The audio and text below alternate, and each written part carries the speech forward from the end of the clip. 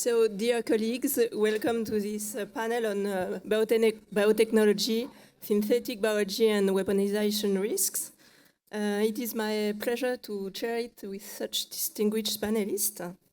And here we want to explore how advances in biological sciences and biotechnology represent both opportunities and threats. Opportunities in many fields, as we have seen, for example, in public health with the COVID challenges, but in many more.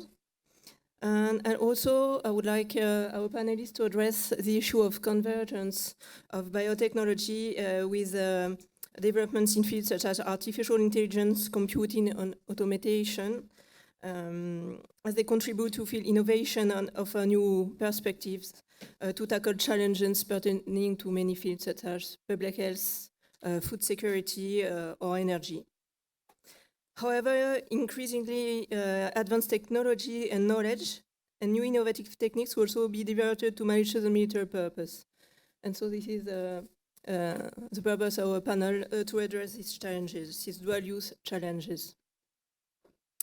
We have a few guidance questions that were addressed to our panelists and that they will seek to develop.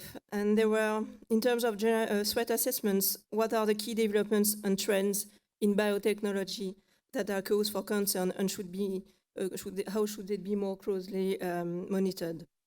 How can international formal and informal frameworks address these concerns, considering both tangible and intangible assets? Then what means can be implemented to strengthen biotechnology security and prevent the misuse or accidental release of dangerous pathogens or genetic materials or DNA sequences? Then what role should government, international organization, but also scientific academy and professional association, and then the scientific community at large, play in assessing, monitoring, and regulating biotechnology to prevent weaponization risks? And last but not least, how is it possible to find the right balance to prevent threats without hindering activities that could be a game changer in fields such as public health? So, without losing any more time, I will give the floor to our third panelist, Rick Blaise, who is head of the Netherlands Biosecurity Office at the National Institute of Public and the Environment in the Netherlands. So he's involved for more than a decade. He has been involved in the political and scientific implementation of a coordinated biosecurity policy in the Netherlands. And so he will explain us how it works in the Netherlands and your last initiative. Thank you very much. The floor is yours. Thank you for this short introduction. As told, my name is Rick Blaise. I'm the head of the Biosecurity Office in the Netherlands. The Biosecurity Office has been established by the Dutch government back in 2013 with this main goal to form as an information center and knowledge hub regarding biosecurity and the dual use of biotechnology. So we advise the government regarding biosecurity issues, but also advise the stakeholders working in the laboratories, but also biosafety officers to implement any biosecurity policy that's been developed by the government. So with that, we mainly form kind of a bridge between the people working in the laboratories and the policy makers in The Hague. So that's what our main task is, to serve as an information center for biosecurity. The main task that we do as the Biosecurity Office is to raise awareness about biosecurity and dual-use issues for researchers, people in the laboratories, management of universities, but also biosafety officers or biorisk professionals. And the awareness-raising activities, it's also supported by the Dutch government, of course. But we would like to develop different tools that universities and research institutes can use to address biosecurity and dual-use issues. So a couple of years ago, we developed our biosecurity self-scan tool. It's a gap analysis tool, and it focuses on the 8 pillars on biosecurity. So that's the prevention of misuse of technology, but also the pathogens that are used to work in laboratories. And with the self-scan tool, we have a set of questions that can a university easily answer with yes or no. And it gives an idea of where are the strengths in biosecurity in this research institute, but also what are the weakest things and what should be improved. And this tool has been around for a couple of years now. And with the feedback from the fields, we developed a new one. So that's the vulnerability scan. And the vulnerability scan goes much deeper regarding questions and answers than the self-scan toolkit. As a vulnerability scan is also based on the 8 pillars on biosecurity, but there are several questions, and each question has several different answers. And with each answer that a university or research institute is given, it will also give the risk of that answer, but also the mitigation measures that can be implemented to mitigate this risk, of course. So it goes a bit further, and the vulnerability scan has been around for several years now. It's available not only in Dutch, but also in English, and recently also in Turkish and Russian language. And we are working on other languages as well. So these are the gap analysis tools we develop to increase the biosecurity and dual use readiness of institutes and research institutes. And we also focus on dual use issues because a lot of scientists working in the laboratories are working with high pathogenic microorganisms like Ebola or HIV or the COVID vaccine and the pathogen, of course. But it's not only the pathogens, but it's also the knowledge about the pathogens and the methods they are using. And this so-called intangible fields, and that should also be addressed. And what we experience is that a lot of researchers in the Netherlands, but also abroad, also in the EU, they really lack sometimes awareness about biosecurity, but also on the dual-use implications of the research. And that is something that should be improved, and that is our main task now, to improve the dual-use awareness among researchers. And for that, we set up a couple of years ago different webinars during the COVID period to raise the awareness. We had a questionnaire regarding this awareness of dual-use issues. And from that questionnaire, it turned out that a lot of research really didn't have a clue that their research or the pathogens could also be misused. So for that, we thought, well, let's develop something. There are a lot of different documents already out there addressing dual-use issues and biosecurity issues regarding such as the WHO, Responsible Life Sciences, but also from the NSABB. There are several reports on how to address and how to govern dual-use issues. But these reports are very broad and more written for policymakers and not for the researchers itself. Because when a researcher is reading such a report, still the researcher thinks, well, nice, but what should I do now? So we thought, let's make it more practical. And for that, we took all the documents that are out there addressing dual use and took the best of it, and we compiled with that the dual use quick scan. And the dual use quick scan is an online tool. It's freely available. And with that tool, you have 15 different questions. 9 questions are about the pathogens. You have questions regarding knowledge and technology. And there are 3 questions about the possible consequences of misuse. And those are consequences not only for society, but also for environment. And you can fill out this do this quick scan to get an idea, so that the researcher get an idea, are there any potential dual use issues regarding my science I'm doing regarding my research. And the idea is that when a researcher fills out this dual use quick scan, awareness is already being raised. And the result of this quick scan can be discussed, for instance, with the biosafety officer in place to see what are the potential dual use risks of this research and how can we mitigate those risks. So this dual use quick scan is also available in different other languages. And what we envisioned with this tool is to raise the awareness about dual use issues regarding research. And what we have always seen, especially we had a case in the Netherlands back in 2012 with a researcher from Rotterdam with the A5N1 study. And then the whole discussion regarding biosecurity and dual use was giving more action to it. That the idea was that, well, you can do research, but at the end of it, the researchers say, well, we have to write a manuscript and submit a paper to a scientific journal. And then pops up the question, well, maybe there is a dual use issue here, and maybe you need an export control, because in the EU, you have also the dual use export control regulation that requires that people require an export control for the export of not only pathogens, but also knowledge outside of the EU. But the idea is that only specific knowledge is subject to an export license, but basic knowledge, basic fundamental research is exempted. But still, that's a gray area, what is basic research and what is applied research, for instance.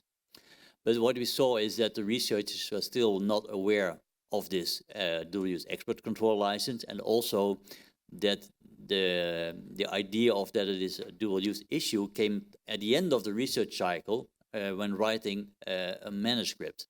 So we said, well, this should be done differently, because dual use issues can already pop up with an idea of doing a research proposal.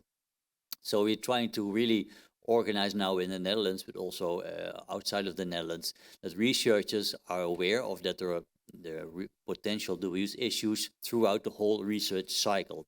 So that starts with an idea up to the funding agency, where they get funding for the research, during the research itself, and up to the writing of a manuscript. And with all these stages in the research cycle, it is really helpful that a researcher can use the dual use quick scan to see whether there are potential dual use issues throughout the research cycle. Because research can change. You get new ideas, you get new results, and each result can have different questions to be addressed. And these new results can pop up with new dual use issues in the research. So therefore, it's really important that the monitoring of potential dual use issues is done throughout the whole research cycle, and the dual use quick scan be one of the tools to address it. So then we went further, because what should be done then after a researcher has filled in the dual use quick scan? You get the results, and then you need to have a talk, for instance, with your biosafety officer. And if the biosafety officer then addresses that there are potential dual use issues there, you have to go to then a so-called ethical committee, for instance, to have a broader discussion how to address these dual use risks and how to mitigate these risks. And one of the questions was to, in the Netherlands, to our universities and research institutes, well, how did you develop a policy regarding dual use in your organization? And the answer was, well, we do have different policies regarding security, but also regarding export controls, but there were no real policies regarding dual use issues during research. And it was still a kind of a way too far away from them to have a discussion with us on how to implement now policies in institutes. And what we also noticed is that when we were talking to those institutes, they have a different feeling or terminology regarding dual use. Some people were talking about dual use research of concern, and actually they refer to dual use. Gain of function research was also a term that was used.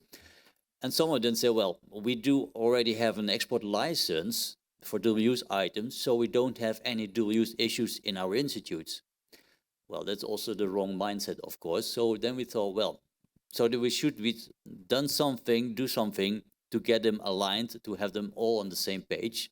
So with that, we developed an animation video in which we, in a simplified way, explain the different terminology regarding dual use research of concern, gain of function research, but also how this relates to export controls.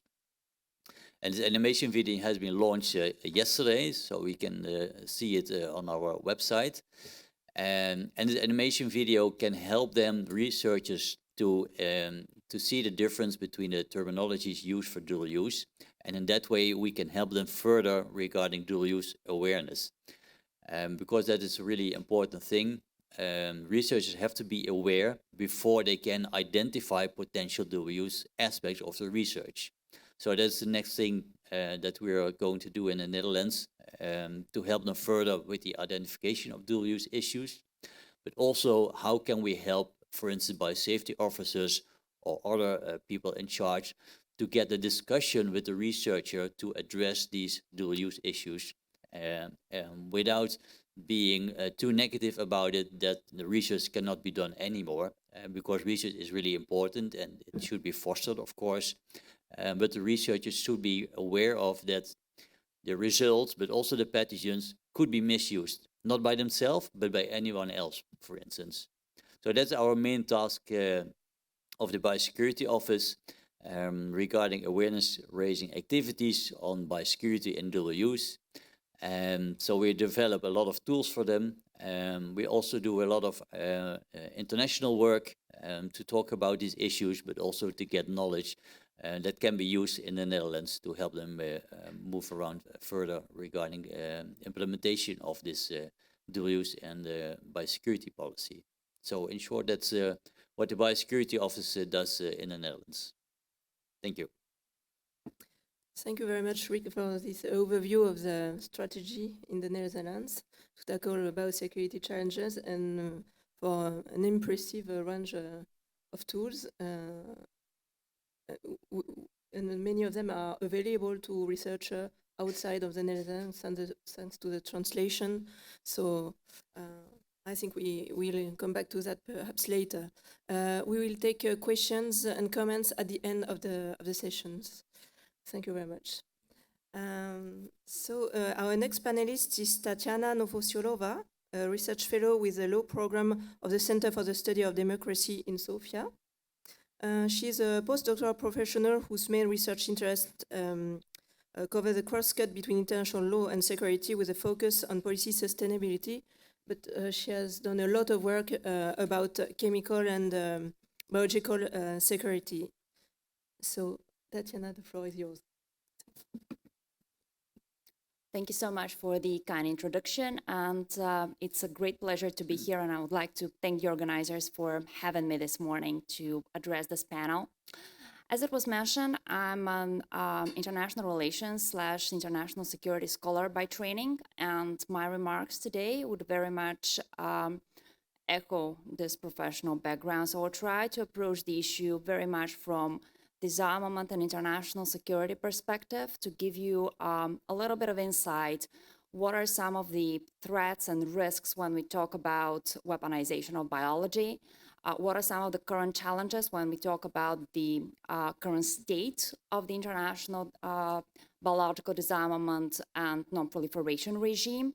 And what are some of the challenges, but also opportunities of how this regime can be sustained over time and ensure that we have a robust norm for prohibition of biological and toxin weapons as we go in the future. So to start, when we talk about weaponization and when we talk about biological threats, we can look at the concept of biological threats very broadly, but then in a narrow understanding, a threat usually presupposes an agency. That means a threat actor would have an intent, opportunity, and motive, and capabilities. So when we talk about threat actors with regard to weaponization of biology, we can think in terms of three very broad groups. One would be state actors. And there are examples of state developing biological weapons before those weapons were prohibited, but there are examples of states developing biological weapons after those weapons got prohibited. And I'll reach that point in a minute. Then there is the threat of non-state actors.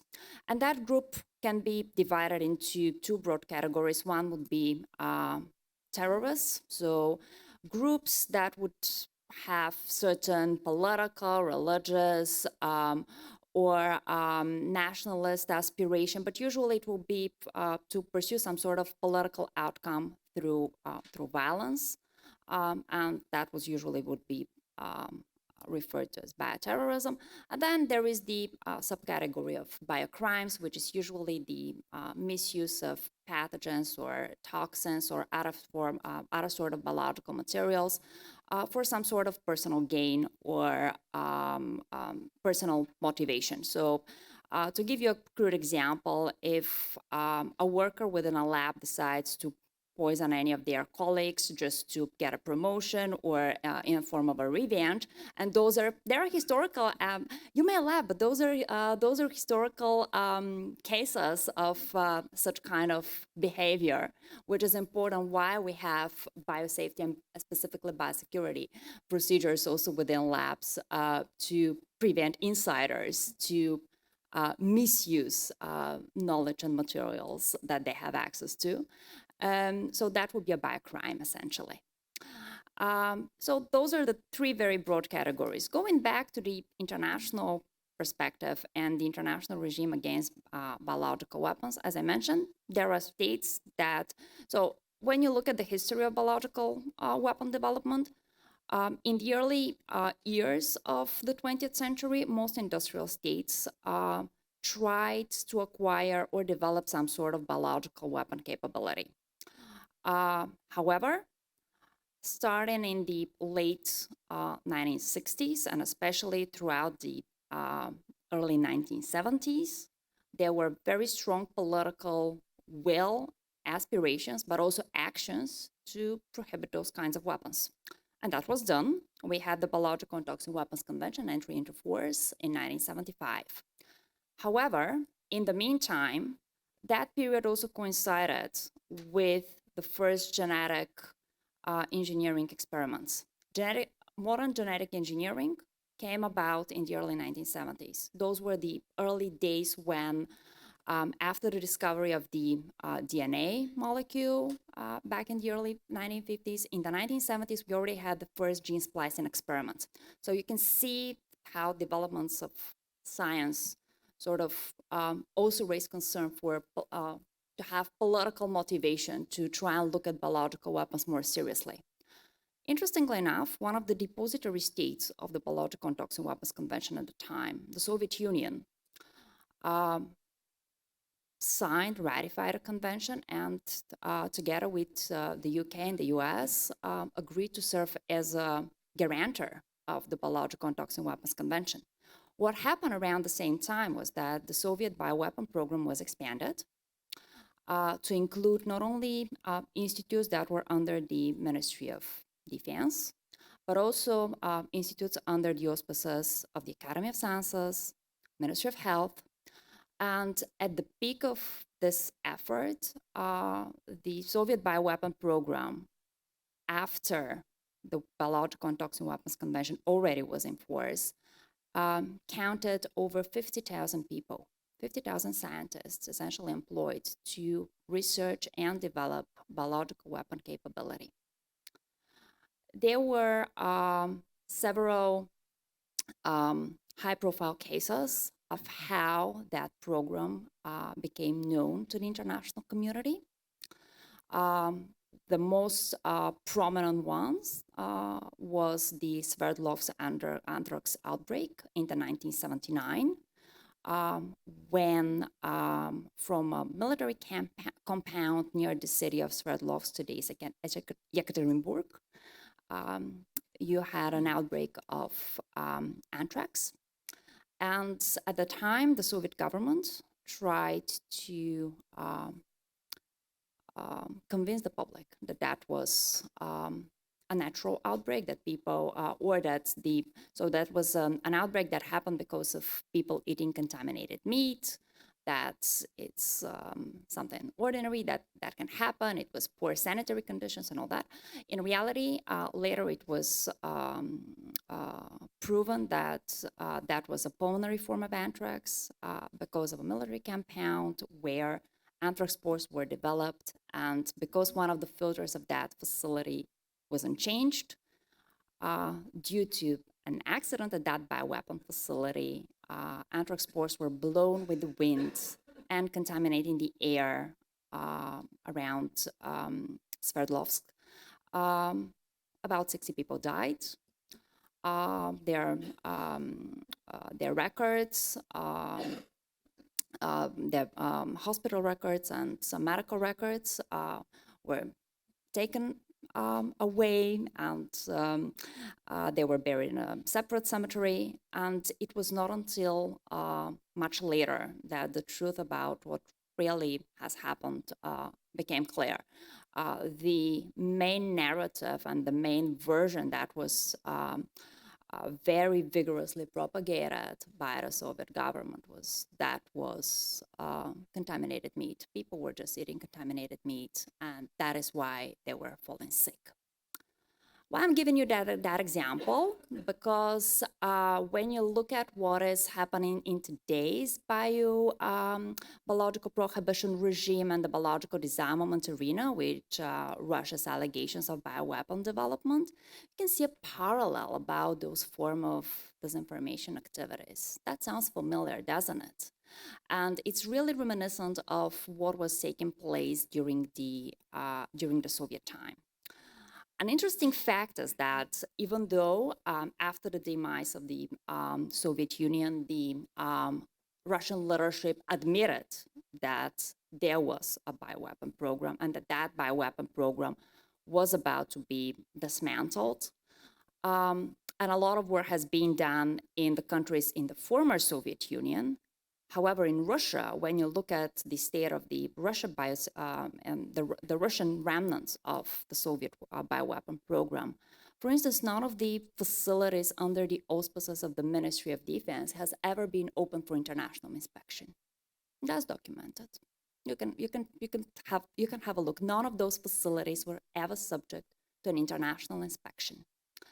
Some may say that this is because the Biological and Toxic Weapons Convention doesn't have a verification regime, and that is the reason why those facilities were never opened.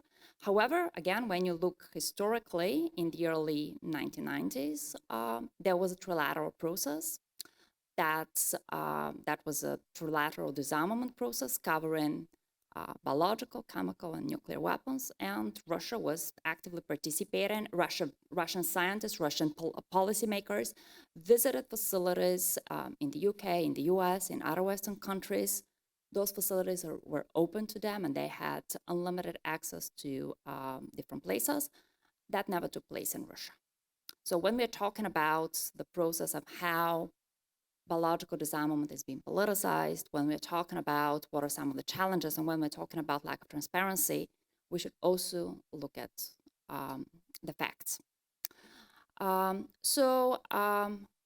is why when we are talking about modern bioweapon risks and risks of weaponization, we should be cautious that the risk of states weaponizing biology has not gone away. And that's something that's a threat that should be seriously taken. Of course, there are the other risks of non-state actors acquiring bioweapon capability. However, when we compare state to non-state actors, one thing that needs to be considered is, again, resources and capabilities and infrastructure. Usually, states would always pose the more serious threat simply because they are the ones that have the resources, capabilities, and infrastructure to dedicate to an organized bioweapon effort. Of course, now with the development of science and technology, there are other threats. For instance, it's possible to acquire bioweapon-related agents or toxins via the darknet, or to synthesize them from scratch. Even though some of those activities are monitor. They don't present grave, urgent sort of a risk because we still have the capacity to monitor, assess, and counter those risks. There are examples of foiled such attacks. Nevertheless, it's important to keep track of some of those developments because as we go in the future, things might change. Very quickly, I would like now to turn to the prevention and to how we can counter some of those threats and ensure the sustainability of the norm against biological weapons as we go ahead in the future. And I very much like the concept of a norm, because when we talk about a norm against biological weapons, we're really talking about a situation of normality, that biological weapons should not be part of international affairs. They should not be part of international politics. They should not be part of how states or other actors interact among one another. And ensuring that that norm is there actually requires an action on multiple fronts across sectors. Because when we think about what biological weapon is, this is essentially deliberate disease. This is whether that would be a pathogen or a toxin used against people, animals, or plants. We are still talking about deliberate disease. That is why the public, animal, and environmental protection aspect of ensuring health security becomes so important. And that is why we need so many different actors.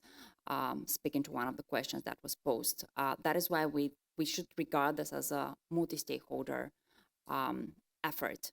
And security should be the responsibility really of not only people doing international security and disarmament, but also people involved in health, whether that will be public, animal, or environmental protection, whether we are talking about scientists doing their everyday work and thinking about who has access to their facility, who they collaborate with, who they share knowledge with, how they transfer technology, or how they share information about their research, whether that will be through collaborations, whether that will be in international forums. That should also be the responsibility of the security sector, so law enforcement and defense people, but law enforcement especially, knowing who to call if there is an issue. And that's where the cooperation between law enforcement and science and laboratory staff becomes really, really crucial, because unless those relationships are there, sustaining and preventing some of those risks, it's simply not possible given the wide range of challenges that they are, the wide range of potential threat actors, and the very fast pace of development. The Biological and Toxin Weapons Convention is there. However, we should not forget that it has evolved more into a platform. It codifies the platform for cooperation, for sharing, for exchange. It is there to essentially bring stakeholders together to try and promote the norm against biological weapons. It is not a panacea for ensuring that biology is not misused. And having that regime in good shape means also preventing any attacks against the integrity of that regime. Why Russian disinformation campaigns are important? Because they try to erode international cooperation. They prey on international scientific cooperation, and they try to undermine the very foundation on which the regime is built, and that is essentially to ensure that biology is used for peaceful purposes through transparency and confidence and compliance. To essentially to sum up, and I think that we can have this during the discussion as well, biosecurity should really be taken as an element or responsibility across very many different stakeholders. That's why we need engagement from science, from people doing the research, from people working in labs. They need to be cognizant of the possible risks. Scientists are also those who have the expertise to assess and raise and flag up potential risks early on. And they also have the technical expertise to provide advice and guidance on when and how certain developments could contribute to emerging biosecurity risks. That is why engaging them and making sure that they're empowered and they are involved in those conversations is so critical. With that, I'll stop here. Thank you. Thank you very much, Tatiana. You stressed some key points that we will probably discuss later, such as that we should be concerned both by state and non-state threats, non-state actors' threats. But also that when considering the whole spectrum of risk and threats that we have to tackle, we should take more care about weaponization of information. This will be an increasing subject in the next years. But also, as I highlighted in Rick's presentation, that security is the role of all stakeholders, including those in the public health and science research sector, who may be not all aware of the role they have to play. And next presenter will be Gigi Grunwald, who is a senior scholar at the Johns Hopkins Center for Health Security, as well as an associate professor in the Department of Environmental Health and Engineering at the Johns Hopkins Bloomberg School of Public Health. She has worked extensively on biotechnology and synthetic biology challenges, focusing on how to minimize technical and social risks with maximizing the benefits of synthetic biology. And you were also involved in the Hopkins team that developed the challenging biosecurity guidelines for codes of conduct for scientists. So the floor is yours, Gigi.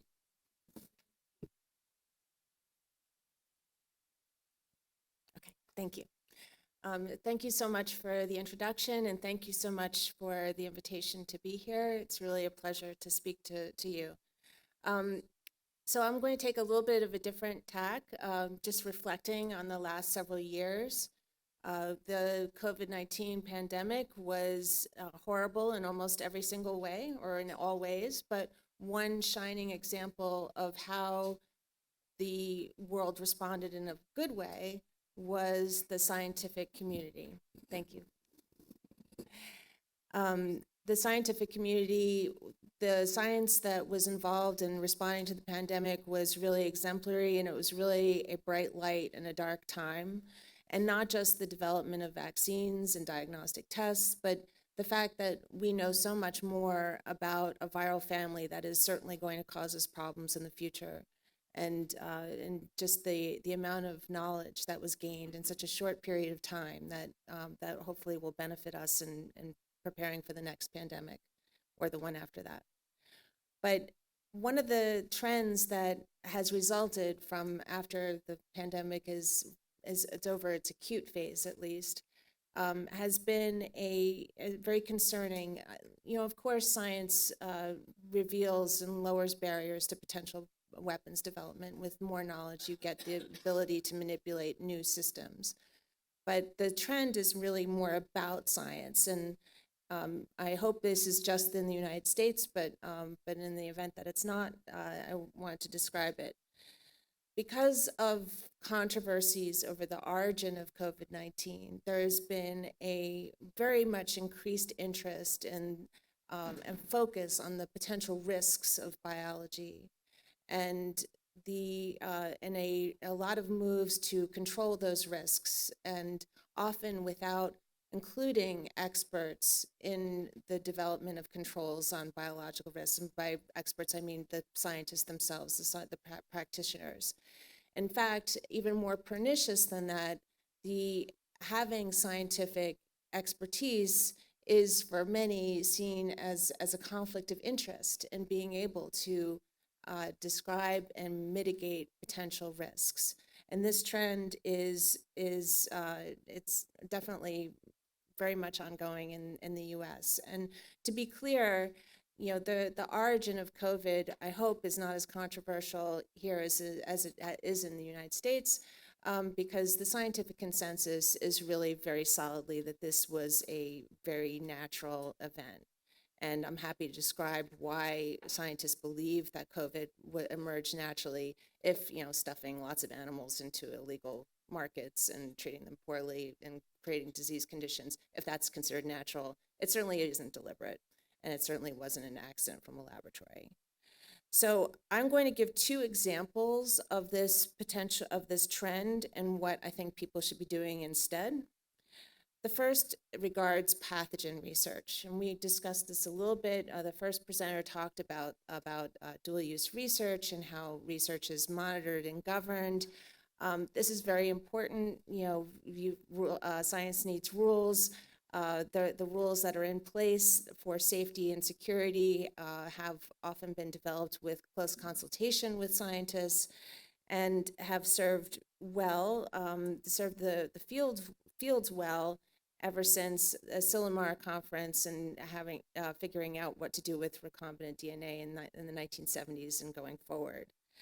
However, an advisory committee that was mentioned earlier, the National Science Advisory Board for Biosecurity, or NSAB, they recently proposed some rules for virology research that go beyond regulating for safety or security, and they sound really good at this very high rhetorical level, but at the laboratory level, they really make no sense. And this is really challenging because they restrict a lot of things that are not possible for scientists to predict.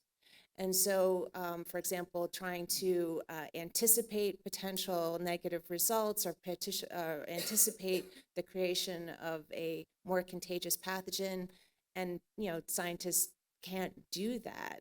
And so it's really, because experts were not involved in this, it has the potential to shut down a lot of research that would be beneficial and to prepare. So what should have been done instead? Focus on what we can control. You can increase biosafety. You can train for biosafety. You can study biosafety. You can study to make sure that things are being done and implemented well.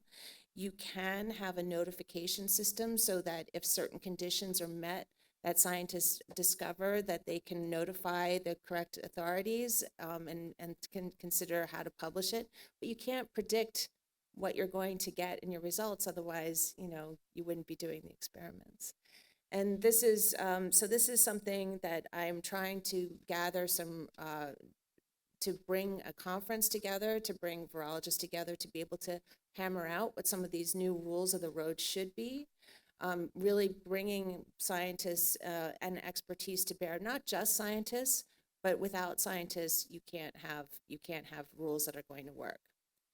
The second example is in gene synthesis security. Now, gene synthesis is a potential problem for security because instead of me getting some Ebola samples from another person, I can make it myself. So this ability to circumvent access control is really the heart of why gene synthesis is problematic for biosecurity. However, there are a lot of companies that make genes, and you can order from them. Many of them screen their orders so that you can't pay in cash and have it sent to a PO box or whatever, or to your home. It has to be sent to a legitimate spot. But that not all companies do that screening, and so mechanisms that are put into place that ensure that companies do screen are a really great idea. And I was very involved in the legislation that was passed in California to accomplish that, and that has been mirrored now in the Biden's administration's executive order on AI. This tactic of being able to encourage screening. But the negative thing that I'm going to mention is that there's been a move to think about dangerous sequences that could be screened for. And this is problematic because it assumes a lot of knowledge that we just don't have about particular sequences that might be genetic sequences that might be problematic or cause harm. And we probably, maybe there are some that are always dangerous, but often biology is contextual. A gene in one circumstance is benign, a gene in another circumstance is not. And so it's a lot more complex, basically. And so there are people who are kind of working on saying, well, we need to focus on these dangerous sequences. And I think they're missing the broader point that we just want to build a system where we're doing screening, where people are being responsible, and we can grow our understanding of the regulatory regime along with the science itself. So those are two examples, and just three major points about them. One, we have a lot to learn in biology. I know we did really, really great with SARS-CoV-2, but what we don't know is a lot more than what we do know. And we have we know we're perturbing the natural environment in really negative ways, and so we're going to find out a lot of stuff, unfortunately, in the next couple of years if we do not think about how we can try and prevent pandemics from emerging. We need expertise. This is not something that can just be talked at the rhetorical level. You need people to have very boring conversations that are extremely technical. And without that, you're not going to be able to have rhetoric that is meaningful. And finally, we need to build systems that can grow with our knowledge. I think that, I teach a class on 1918 flu.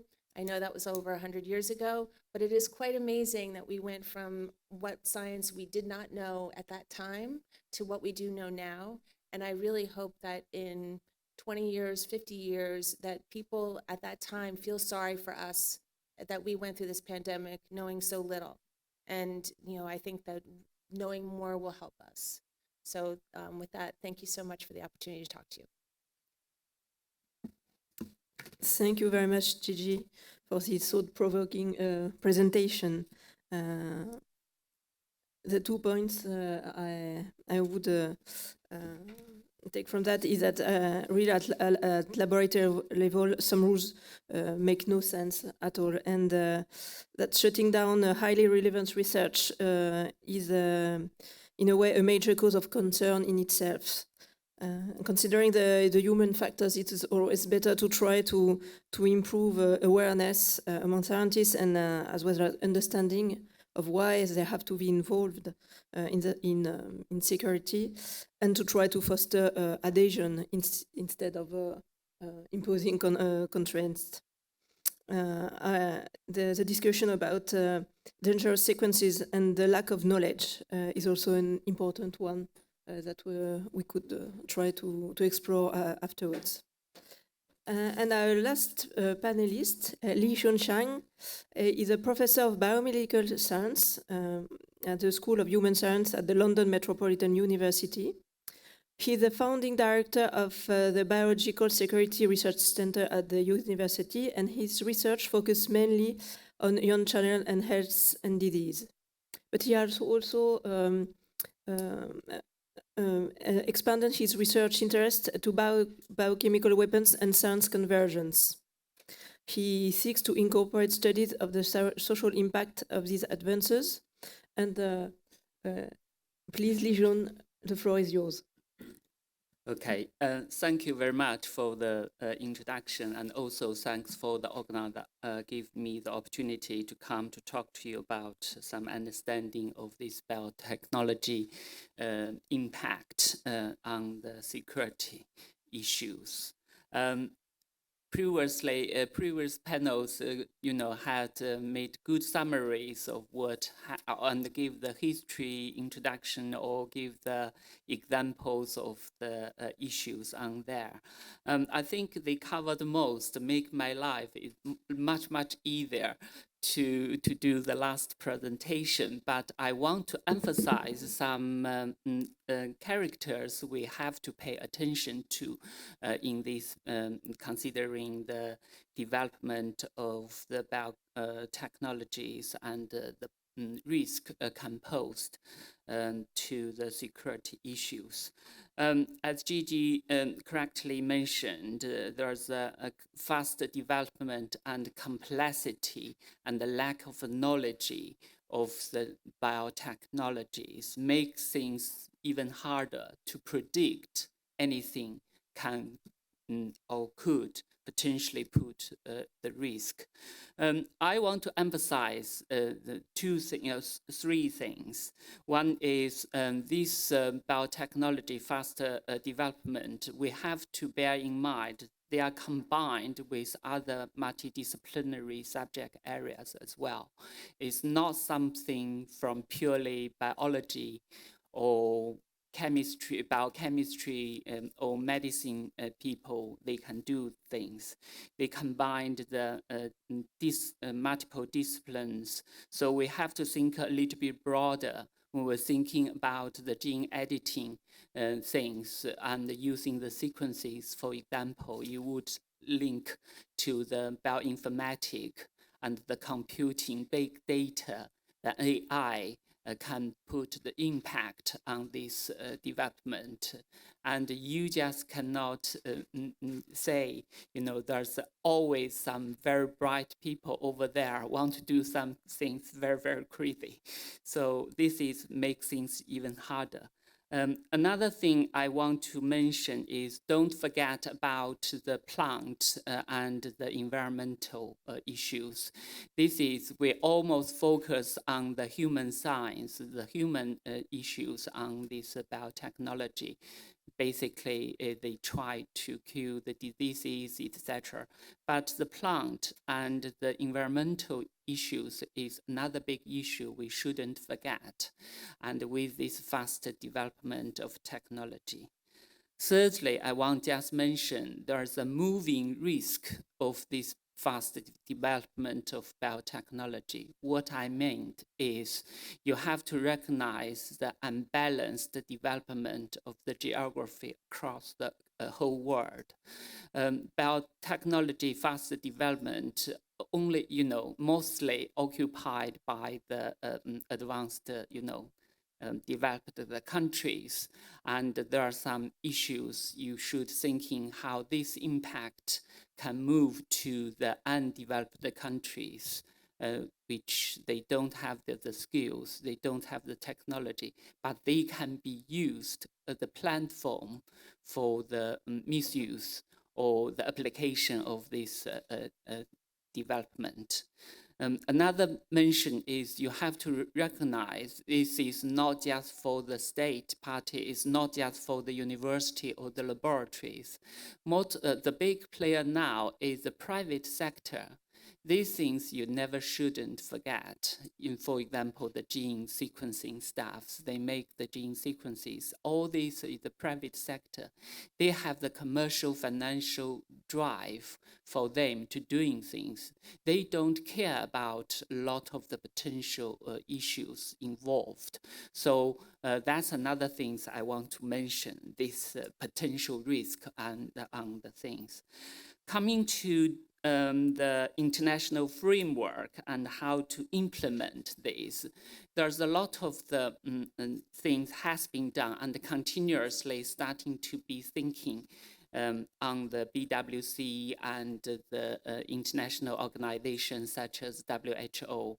And the good example is, the BWC has tried to, in the past 20 years, to have the code of conduct for the science and for the all the stakeholders.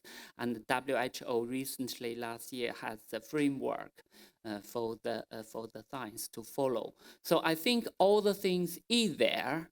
And the people care from the higher levels. They care things. The difficulty is how to implement it. Yes, Rick give the example how they implemented these things in Netherlands, and there are some other things. We proposed some of the things on there. I'll mention to there in a minute. I think we have to remember the measure and the framework can only be implemented nationally first, and we can take the bottom down or bottom up or top down measures, thinking of this way. And we published a paper with Chinese colleague last year talking about how to regulate the gene editing stuff in China. So I think we did a survey about the people's reactions, how these things to balance and what should be controlled, what shouldn't. And we think we have to take this bottom up and the top down measures. You cannot just give some one or clear line to see this can be done, this cannot be done. So implement is a little bit difficult. If you're thinking involved on the involving private sectors, it makes things even complicated. And finally, I just want to follow a little bit up on what kind of roles all state parties, all stakeholders can play. Basically, there are three different parts. One is, international, in the high levels from the state party. So the state party have these conventions, BWC and CWCs. Their role certainly have the very authority role to play. But the negotiation and get the agreement is really, really hard. So strength the convention is really, really important to do for both of them. They have been done a lot of things recently, OPCW also thinking about how to interact with others to do that. And the BWC last year initiated the critical steps to thinking about the science and the technology review mechanism. This is something is lacking dramatically in BWC. For the international levels, international organizations, we give the examples for the WHO, their framework and how to implement this. I think they have the detailed the measure they want to do, and to starting on that, we are involved part of this work as well. And also, as I mentioned, the plant and the environmental issues in this biotechnology development. I haven't seen any of those organizations or the society doing things, but I do have been involved with UK Physiology Society doing similar things or case study to thinking about how the AI influence in the physiology. This is the examples of the international organization should do. Finally, I just want to emphasize the NGO's role in this critical issue.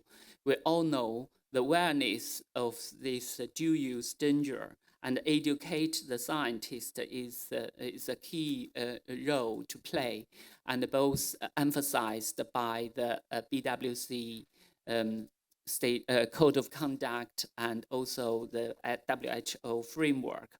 There is a obviously gap of the scientists. They don't fully understand this dual use. And to be able to do that, the best good things is educate them, let them know. And that's the best things to prevent things. So to make this effort, our center has just been rewarded a grant from Joseph Rowntree Foundation Charitable Trust to try to build up the international biosecurity education network. We're hoping building up this network can share the information of how this biosecurity education can apply to the university levels. In the future, we want to apply to the general public and the school pupils, etc. But I would emphasize this International Biosecurity Education Network is similar to the IEEA, their education network. So the initial involvement of the BWC and ISU organization is critical. So this is something we are trying to do. And we will have the third event next week in Geneva on BWC, BSP, MSP on the 13th of December, 9 to 10 a.m. If you around, please come along. And we will present to you what we have done now to create the resources to dealing with biosecurity education issue. So I can summarize for now is just, I think is, we have the big challenge. We face the lot of the things we don't know, and we need to collaborating together on different levels and also globally to address this important issue. Thank you. Thank you very much, Lishan, for stressing so many important points. And I think very interesting to remind us not to overlook plant and environmental issues, for example, as well as the role of the private sector, because we tend to focus on researchers, and it's another challenge. But without further delay, I'll open the discussion. And we'll take a few questions from here. Yes? Hello, thank you very much. I'm from the University of Barcelona. And my question is for Professor Blythe. So my question is for Rick Blythe. I'm aware of the amazing work the Netherlands is doing regarding the knowledge security dialogue with universities and the roadshow that you're preparing. So I've got two questions. The first one is whether you're building databases to make sure that you're giving consistent answers to universities and research centers to build a general baseline, so to speak, that that guarantees that there's sustainability and consistency.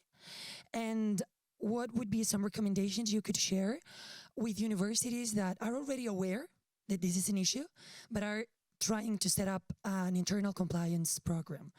How to move forward in that challenge? Thank you.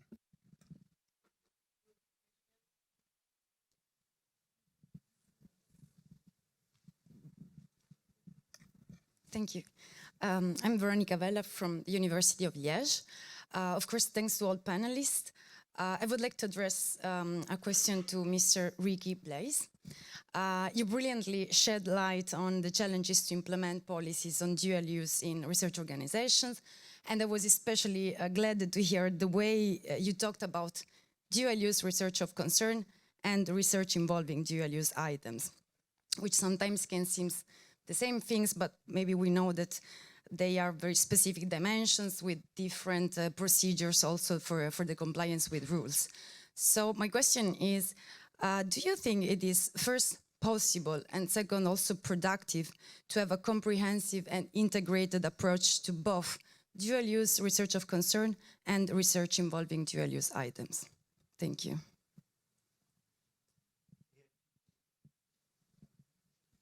Thank you. I commend the very informative expertise panel. I just want to say to our colleague, there is no international verification mechanism and inspection. The reason very simple.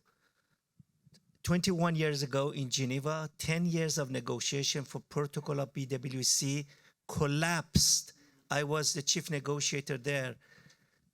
And therefore, we don't have any organization because US, Mr. Bolton came to Geneva, I was there, and he disagreed. And the whole 10 years is in archive, the whole 10 years negotiation. Otherwise, we could have an international organization like IAEA or OPCW, and then we can easily check the origin of COVID. Or any problem, those experts will go and tell the whole world what's going on. Therefore, the origin is not known. This is one point, of course, which is the matter of, in fact, serious concern. And that is the international community, scientists, all should call to revive such a thing. And the last point, in the corridor, I asked Ambassador of European 3, please let establish our organization. Maybe US will join us later. They told me privately, Ali, our biotechnology are competitor with US. They don't want to be inspected and US biotechnology will be exempted. Therefore, they didn't join. Otherwise, we could have 20 years that organization. This is part of the history. Thank you.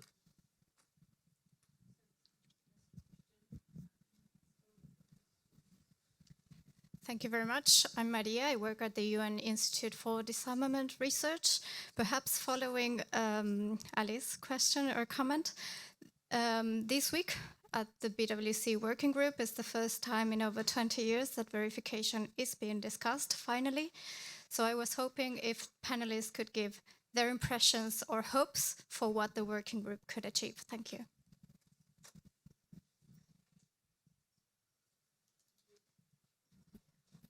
Yes, thank you for those interesting questions, and indeed they're quite important. Let me first address the first question regarding awareness-raising activities on universities and research institutes. Well, what I said, we developed a lot of tools for gap analysis, but we also want to reach out to the researchers themselves. Therefore, did a lot of roadshows. We also have our yearly knowledge day in which we invite all the biosecurity, biosafety field and stakeholders in the Netherlands to join this day to have a networking with each other. We also try to aim to gather then the researchers itself, but still that's quite difficult to reach them. And so that's one thing that still has to be done. But we will also focus now not only on the researchers, but also on the students, because the students are our future researchers. And once they are aware about biosecurity and dual use issues, then it is quite what will be easier to make them understand about the possible risk of the research. So for that, we are engaged now in 2 universities in the Netherlands, in which we have 1 or 2 hour room for education on biosecurity and dual use. And those are students in the life sciences, and they do this module before they start their actual work in the laboratory as their first internship. And what we see there is that we screen then the research proposals. And in all those research proposals, it's quite easy to pick up some dual-use issues there. And then when you address these issues to the students, then you can see that they've never thought about before that the research could also have dual-use implications. So that's a really refreshment for the students. And that's what we want to achieve here, that they are aware that there could be potential dual-use issues. But the problem is with education modules in universities that the curricula are really full, and you have to be really lucky to get a slot in the whole year of a curriculum to get a lecture of 1 or 2 hours. And we also don't want to reach out to all universities and have educational lessons in every university in the Netherlands, because that will be a full day task. So what we're also trying to develop now is to make some tools for the biosafety officers or for lecturers that they can use in their activities in the universities. And for that, we are trying to develop now e-learning modules. And those e-learning modules are with different topics on biosecurity, on dual use, but also on the history of biological weapons, etc., export controls. And we are making different modules. We're making modules for the students. We're making these e-learning modules for researchers, biosafety officers, but also management. But that's also an important aspect. You can reach out to the students and the researchers, but you also have to reach out to management, because management can give you the resources to have those tools implemented as well. So there are a lot of challenges still to be done, but that is what we are currently developing and how we like to move forward with that. So I hope this answers your question, but I'm happy to talk with you later on, of course. And the other question is about dual use and the concept of dual use research of concern. Well, we launched yesterday a new animation video explaining dual use research of concern, gain of function research. And that's because I said you see that there is a lot of confusion about these different terms. A lot of people think dual use research of concern is a gain of function research, but not all gain of function research is DURC. And not all dual use research is dual use research of concern. It's a terminology that's been used.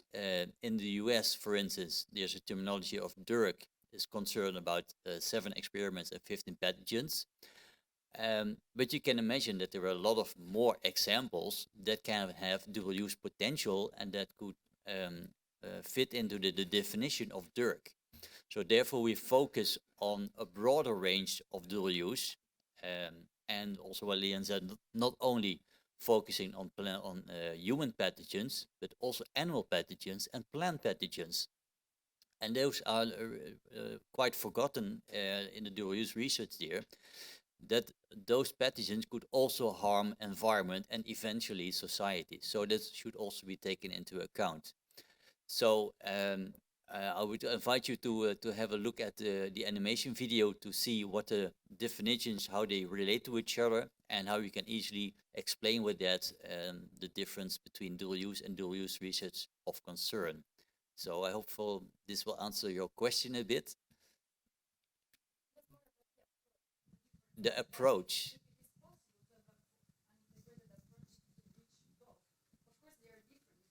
Yes, we.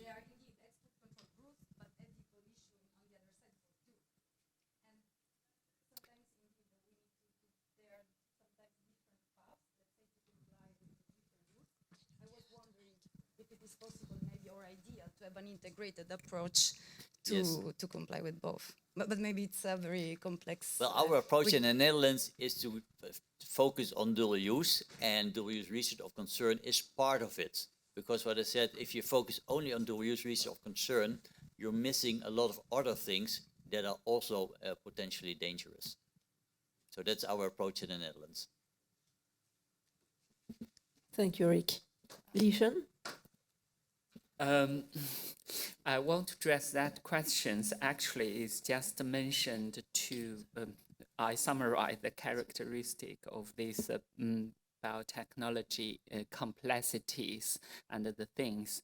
I think for the BWC is a good wish to have some inspection mechanism to be established, but you can predict it's really, really hard to do. The scope, the size of the experts is required is just beyond the normal, nuclear and chemistry chemical ones. But it wouldn't stop. They take the very proactive steps since the NICE review conference last December. So the review conference has starting the working group to address this up to the 10th of the review conference in 5 years' time. And also the science and the technology review mechanism is a key working activities I think they put the weight on. So I have the good hope they can solve some problem little by little, but not have the exactly the the same things to be established even in 5 years' time. But the working patterns from the IEAE and OPCW certainly provided the model for the BWC to take in board to starting their work. That's what we did in our biosecurity education. We want to set up the International Biosecurity Education Network, similar to the ones the IEAE and OPCW did.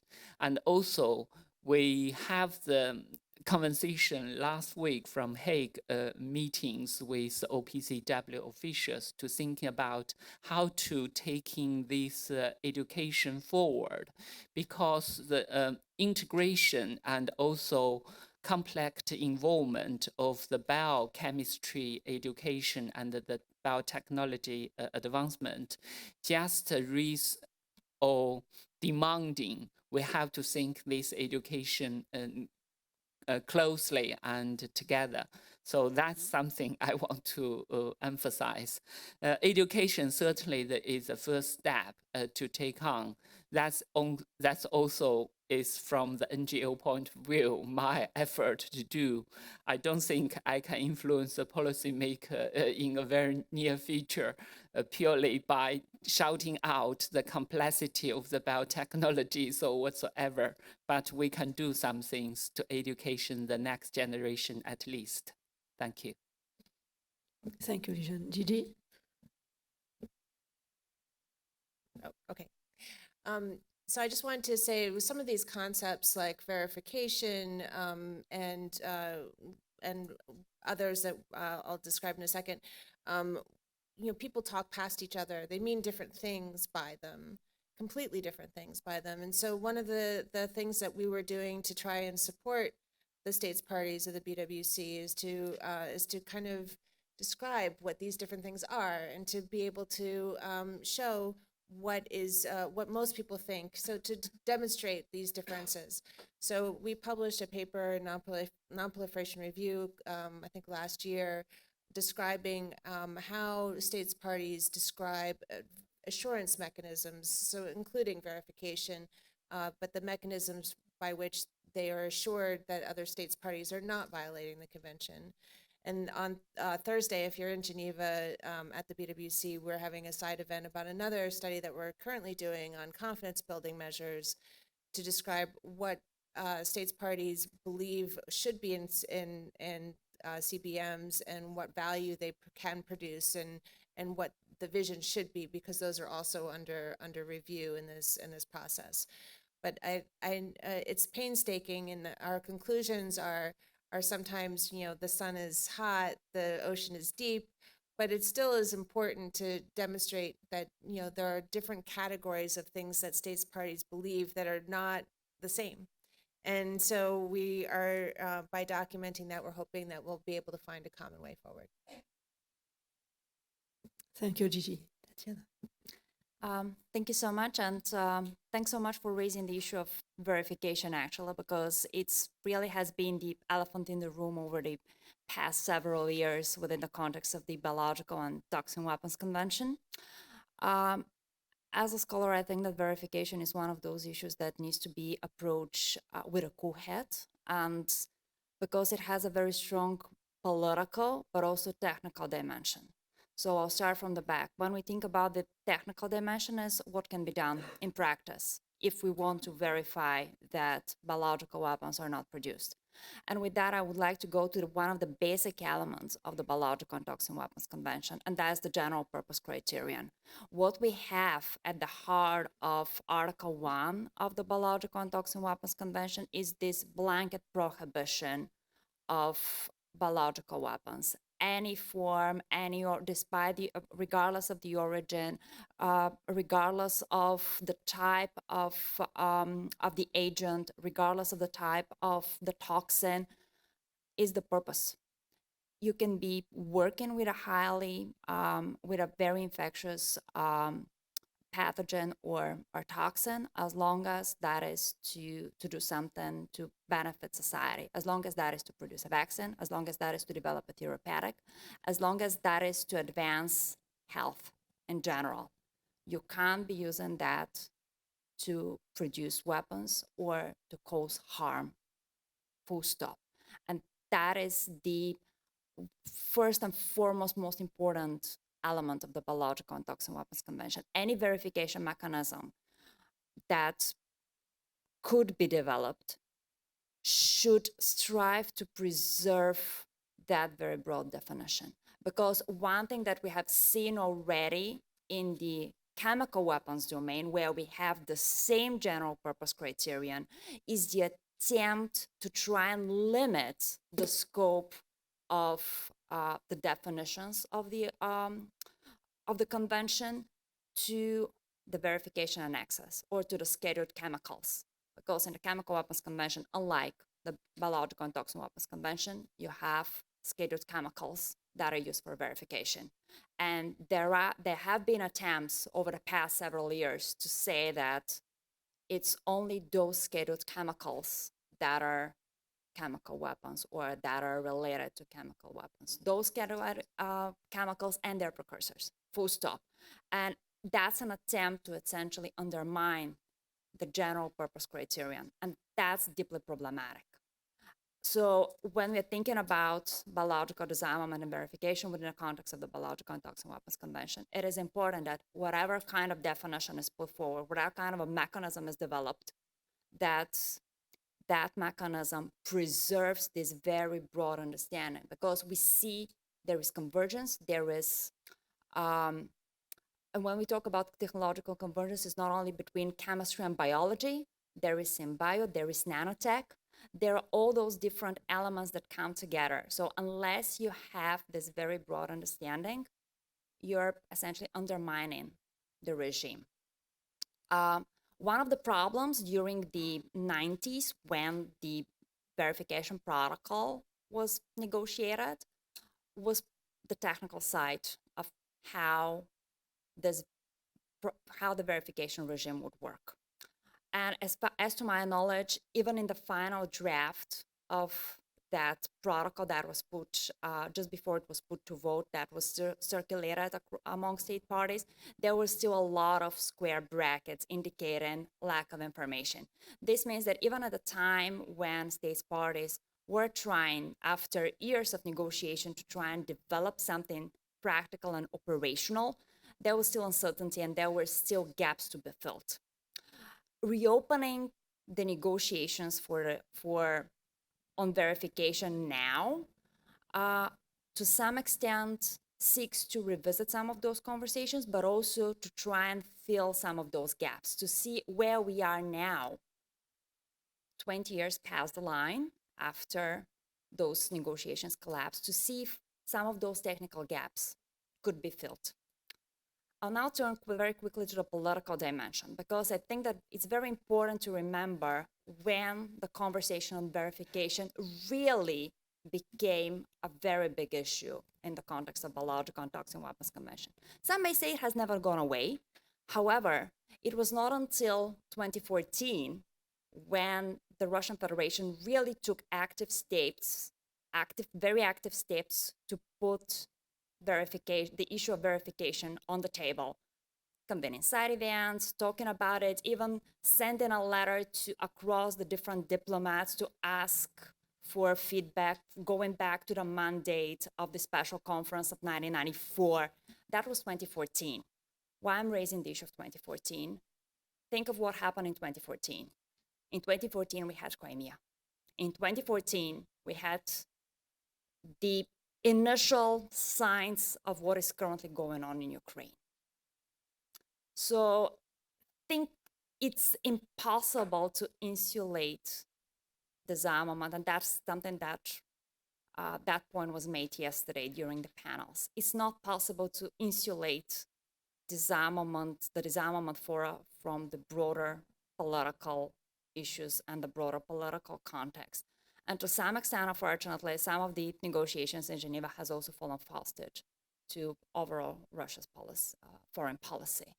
And also part of the reason to bring the issue on verification has also been the continuous allegations by Moscow against bioweapon development. First it was Georgia, now it's Ukraine. We don't know which will be the other victim tomorrow, but that is a campaign that has been going forever. So keeping in mind the political side and the technical aspect of verification, it's important. It's also important to keep those, to the extent possible, separate, because we need a strong regime. At the same time, we shouldn't fall hostage to broader political games. And it's very, very dangerous when important regimes such as the regimes against the weapons of mass destruction are being preyed on by states who just wish to advance their foreign policy interests. And I'll stop there. Thank you. Thank you, Tatiana, for these concluding remarks. It's now time to conclude this session. I'm sorry we were not able to take all questions, but there will some times to pursue discussions during lunch. And thank you to all four panelists for this quite comprehensive overview of the challenges pertaining to biotechnology and weaponization risks and threats, and also for presenters with some very concrete tools to try to efficiently tackle these risks. Thank you very much.